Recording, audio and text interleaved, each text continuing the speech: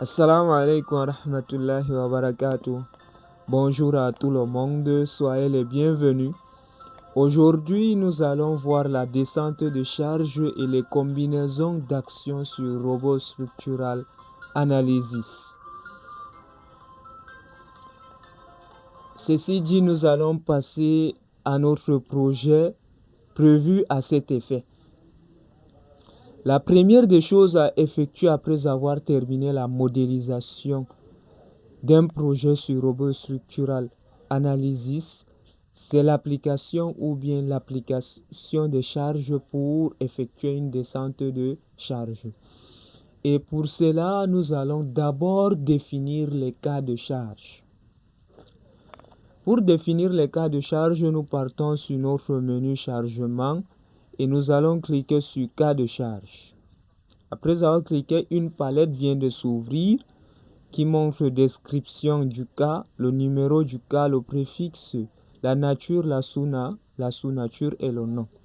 La première de charge permanente qu'on a, c'est bel et bien la charge structurelle ou bien la charge du poids propre.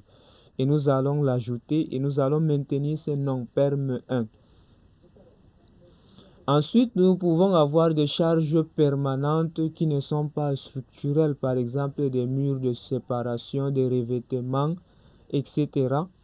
Et nous allons cliquer nature permanente sous nature non structurelle et nous allons maintenir le nom perm2. Et enfin, dans le cas d'espèce, nous avons la charge d'exploitation. Dans nature, nous cliquons charge d'exploitation, la sous-nature de catégorie A pour le projet ci. Et nous allons maintenir le nom X1. Et nous allons ajouter. Dans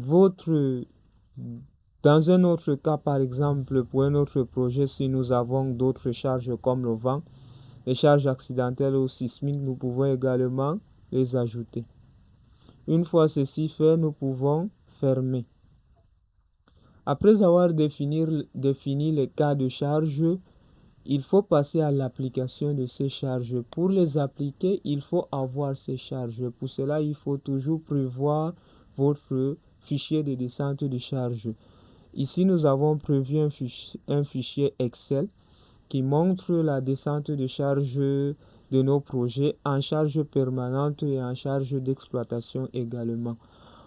À gauche, nous avons la charge permanente sur les éléments de plancher, catégorisés en plancher terrasse totalisé de 1, à 1,08. Au niveau des étages des dalles, nous avons totalisé une charge de 0,78 et au niveau du dallage ainsi l'escalier et au niveau également des charges linéairement réparties sur nos poutres, à savoir les charges dues au mur de séparation qui sont totalisées à 6,76 kN par mètre linéaire. À droite, là, nous avons les charges d'exploitation XP1 qui sont également catégorisées en fonction des planchers. La terrasse totalisée à 1,5. Donc, c'est les charges d'exploitation qui sont données déjà par des normes. Et au niveau des dalles, au niveau des balcons, ainsi au niveau des escaliers à 2,5. Voilà. Ceci présentait notre fichier. C'est un fichier qu'il faut toujours absolument faire avant de passer à l'application de charge. Nous repartons sur notre projet et nous allons commencer avec l'application de nos charges permanentes 1. Nous repartons dans chargement et nous allons cliquer sur définir charge. La charge perm 1, c'est la charge structurelle. Nous venons au niveau de poids et masse et nous allons l'appliquer ici. On observe cela est déjà même grisé. Cela est dû au fait que le logiciel prend déjà par défaut la charge structurelle.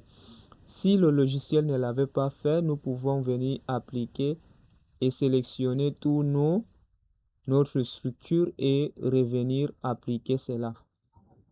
Voilà. En deuxième position, nous allons passer à l'application de charge permanente 2. Et nous repartons sur notre menu charge, définir également charge Nous allons commencer avec les charges surfaciques qui sont appliquées à nos dalles ou bien nos planchers.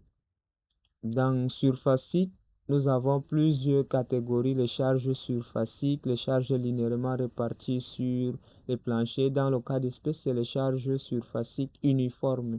Et nous allons cliquer. Nous allons commencer par la terrasse. Et au niveau de la terrasse, on avait dit la charge permanente était de 1, nous repartons même sur notre fichier pour confirmer cela. Au niveau de la terrasse, nous avons une charge permanente de 1,08. Et cela est projeté bel et bien suivant l'axe Z. Et nous cliquons moins 1,08, autant pour moi. Et nous faisons appliquer. Ajouter. Avant d'appliquer, il faut d'abord sélectionner le plancher en question. Et nous venons dans Outils Sélection. Et on va sélectionner notre terrasse qui est là. Et nous allons venir la mettre ici et on va appliquer. Vous observez avec moi l'apparition de nos charges appliquées à la terrasse. Puis nous allons passer à la charge sur nos étages. Nous revenons également sur notre fichier pour confirmer cela. Pour les dalles, nous avons une charge de 0,18. Nous allons toujours sur facile. Nous allons mettre 0,18. On va faire ajouter, mais sauf que maintenant il s'agit de nos plans, de nos dalles des étages qui sont là. Et on va venir les appliquer ici. Vous observez avec moi l'apparition, l'application de cela. Par la suite, nous allons passer à la dalle. Nous allons confirmer aussi sur le fichier. La dalle est totalisée à 0,6. Nous allons venir mettre moins 0,6, ajouter. Et on va appliquer uniquement à notre dallage qui est là. Dallage sélectionné et nous venons dans appliquer à et on applique. Voilà ainsi la charge permanente surfacique appliquée. Il reste maintenant notre escalier. Nous allons aussi vérifier sa valeur. Au niveau de l'escalier, on est à 0,96. Et nous allons venir encore appliquer moins 0,96, ajouter et on va sélectionner notre escalier et nous viendrons appliquer. Voilà ainsi toutes les charges surfaciques permanentes appliquées. On peut déjà fermer tout, par exemple, et passer maintenant à l'application de la charge linéairement répartie sur nos éléments poutres. Nous revenons toujours dans chargement, définir charge. Cette fois-ci, on va sélectionner barre. Et ces charges sont appliquées de manière uniforme. Et nous allons venir au niveau des aides et nous rentrons sur notre fichier pour confirmer les charges appliquées sur nos poutres qui est de 6,76 kN par mètre linéaire. Nous allons 6,96. J'espère que c'est 76 autant pour moi. 6,76. Nous allons faire ajouter et on va appliquer cela à nos éléments poutres. Nous venons dans outils sélection, nous allons sélectionner nos poutres, à savoir dès les longrines sélectionnées. Ensuite, nous avons également nos poutres.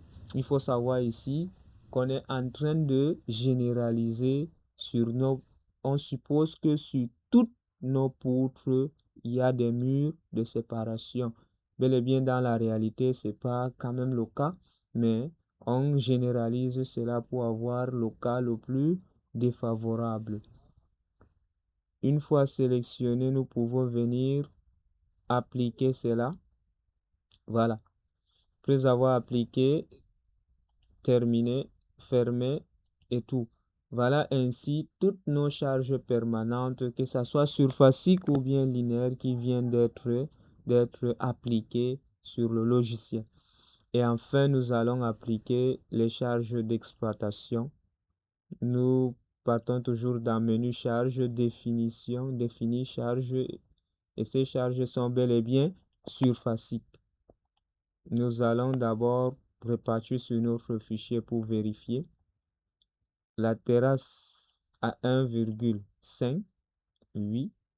Nous allons mettre moins 1,5. On va faire appliquer. On va, outil sélection. Sélection, on va sélectionner notre plancher terrasse qui est là. Et on va appliquer. Ensuite, nous avons nos éléments dalle qui sont à 2,5 et nos éléments, nous n'avons pas de balcon malheureusement dans le cas de ce projet.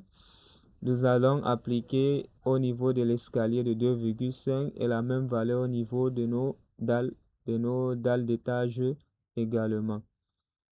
Nous allons venir mettre moins 2,5. On fait ajouter et on va supprimer cela. On va d'abord sélectionner notre plancher et notre escalier également, sans oublier aussi le dallage. Ainsi sélectionné, nous pouvons venir faire appliquer. Voilà. Une fois appliqué, terminé. OK. Voilà ainsi l'application de tous nos cas de charge définis sur le logiciel. Avant de passer à la combinaison de ces actions, nous pouvons aller regarder un peu ce qu'on vient d'appliquer sur un tableau. Nous partons dans chargement. Dans menu chargement, nous avons tableau chargement.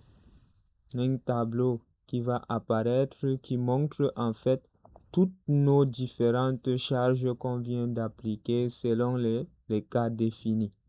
Voilà. Nous revenons sur notre modélisation. Voilà ainsi toute l'application, la définition de charges et leur application sur robot. Si vous n'êtes pas encore abonné sur la chaîne, merci de vous abonner pour nous encourager ou bien tout juste pour ne rien rater de nos prochaines vidéos.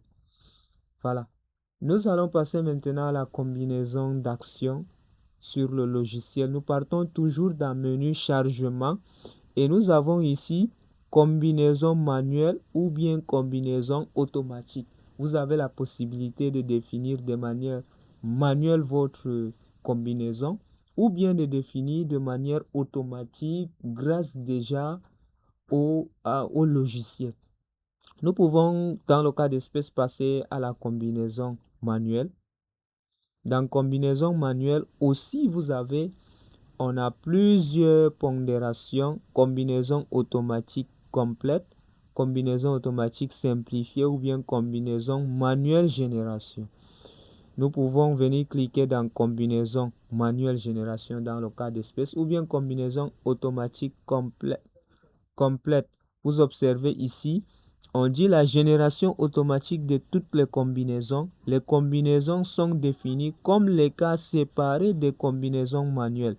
Les combinaisons peuvent être générées aussi pour les calculs non linéaires. C'est-à-dire lorsqu'on voulait par exemple faire des calculs non linéaires, c'est cette combinaison qu'il faut cocher, alors que la combinaison automatique complète ne tient pas en compte des cas linéaires. Donc, voilà la combinaison que nous allons cocher dans le cas d'espèce combinaison manuelle génération. Nous allons faire avancer et on va décocher les charges spécifiques, les charges accidentelles que nous n'avons pas dans notre projet. On va faire avancer et on va venir cocher et générer nos charges. Donc, il y a souvent ces petits problèmes lorsqu'on veut générer des charges automatiques après avoir après avoir défini un autre cas et supprimé. Mais dans le cas d'espèce, nous pouvons revenir juste pour les illustrations, passer à la combinaison manuelle par exemple. La combinaison manuelle numéro de combinaison 4, par exemple la combinaison à l'ELU, nous pouvons faire combinaison ELU, combinaison 1 à l'ELU, nous allons faire OK. Et on va combiner tous ces éléments, bel et bien, à l'ELU, qui ont un coefficient de 1,35 pour les permanentes et 1,5 pour les exploitations.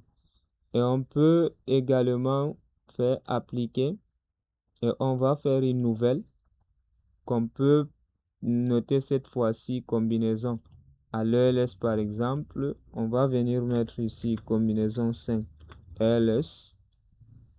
OK. Et on va envoyer tout sauf cette charge combinaison 1 qu'on a déjà.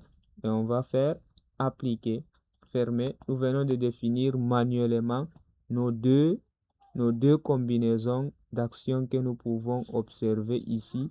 La combinaison à l'ELU et la combinaison de à l'ELS. Vraiment pour les cas de combinaison automatique ou bien combinaison manuelle, nous ferons prochainement une vidéo peut-être pour mieux expliquer la différence et quand est-ce qu'il faut faire, prendre une combinaison automatique, manuelle, automatique complète ou automatique simplifiée. Voilà, ainsi nous arrivons à la fin de notre vidéo concernant les charges, la descente de charges et les combinaisons d'actions sur Robot Structural Analysis. Merci d'avoir suivi jusqu'à la fin et à la prochaine pour une nouvelle vidéo.